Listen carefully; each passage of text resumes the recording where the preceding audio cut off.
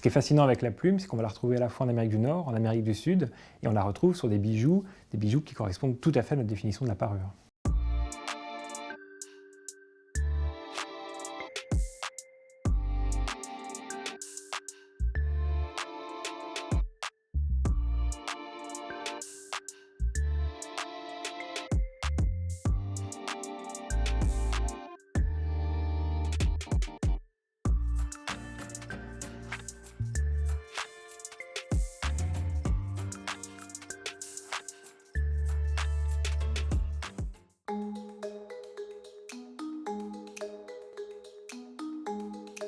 Sur le continent américain, de nombreuses civilisations en fait, ont utilisé la plume comme une matière de prédilection dans l'ornement, dans la parure. La plume, c'est quelque chose de beau et c'est quelque chose de précieux. Symboliquement, ça va être un élément extrêmement important. On va la retrouver au nord chez les Américains natifs. Elle va être notamment associée au pigargue, donc cet oiseau qui est le rapace qui vole le plus haut dans le ciel, et donc forcément qui va être un élément de connexion entre le terrestre et le céleste et le divin.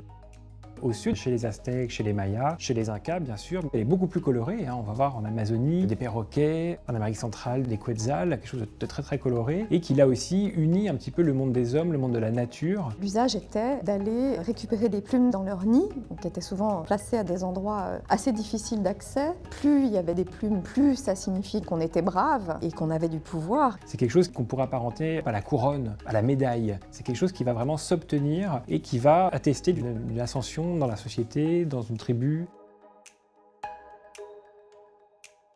L'art de travailler les plumes, on appelle ça l'art de la plumasserie. Et il y a notamment un savoir-faire qui est assez étonnant, c'est ce qu'on appelle le tapirage. C'est-à-dire que dès lors qu'on va se rendre compte qu'un même oiseau peut produire plusieurs cycles de plumes, eh bien on va intervenir artificiellement sur la peau de l'oiseau, sur son cuir. Et donc on enduisait leur peau avec des substances d'origine végétale. Et donc les plumes prenaient en fait la couleur que l'on voulait qu'elles prennent.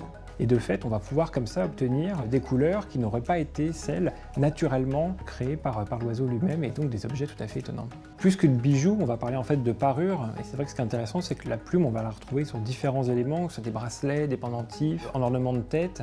C'est quelque chose qui fonctionne encore une fois comme un système, comme un ensemble, et pas seulement comme un objet isolé hors contexte. The use of feathers as ornaments by the Native American communities is one of the chapters of Around the World in Jewelry, a course taught at l'École, School of Jewelry Arts, where you will discover that jewelry, from Africa to Asia, all the way through the Americas and Europe, is one of the first art forms of humankind.